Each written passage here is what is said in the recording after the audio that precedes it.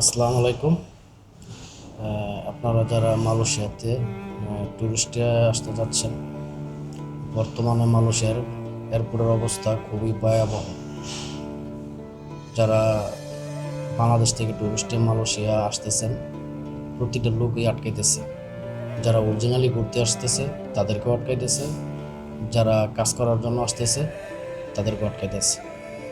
এমন সিস্টেম করছে এখন, আপনার বিমান থেকে নামার পরে চেক করে, ওইখানে যদি আপনি ধরা পড়েন তাও ওইখানে আটকাইতেছে। তারপর কাউন্টার থেকে আটকাইতেছে। তারপর ধরেন আপনি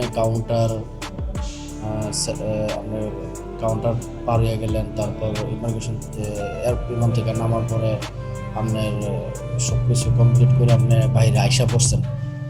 বাইরে আসার পরে যে গেট দিয়ে আপনি পারিবেন মানুষের এয়ারপোর্টে, ওই গেটের সামনে অপারেশন চলতেছে। মানে প্রত্যেক দিন অপারেশন বলতে গেলে ওই গেটের সামনে ইমিগ্রেশনের লোক থাকে, সিভিল বেশে।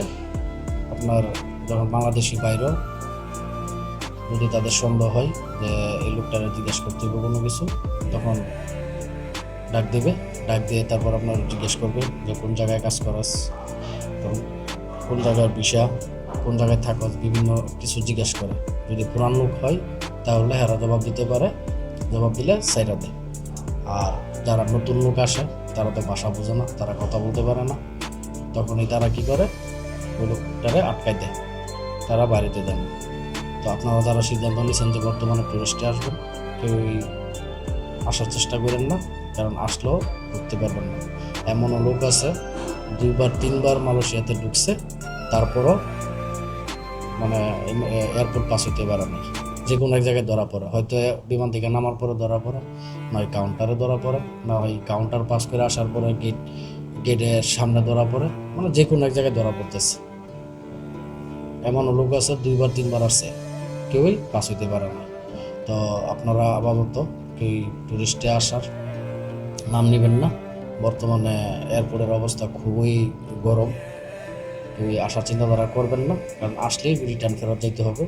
আর রিটার্ন ফেরত যাওয়া মানে 2-3 দিন কষ্ট করা, 2 দিন কষ্ট করা। ওইখানে যদি দালালে আপনার এই রিটার্ন টিকিট দেয় তাহলে হয়তো 1-2 দিন কষ্ট করা লাগবে। রিটার্ন টিকিট না দিলে তাহলে বাংলাদেশ থেকে টাকাই না, তারপর যাইতে হবে।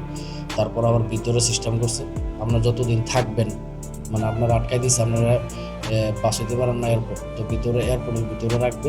ওইখানে যতদিন থাকবেন ততদিন প্রতিদিন 106 টাকা করে জরিমানা দিতে হবে। 106 টাকা বলতে গেলে 106 রিঙ্গিত, মালয়েশিয়ার রিঙ্গিত জরিমানা দিতে হবে। জরিমানা দিয়ে তারপর যাইতে হবে। ওই 106 রিঙ্গিত নেওয়ার কারণ হচ্ছে আপনার যে তারা খাবার দেয় ওইখানে যে থাকতেছেন, এর জন্য 106 রিঙ্গিত দেওয়া লাগে। এটা বর্তমানে নতুন নিয়ম করছে।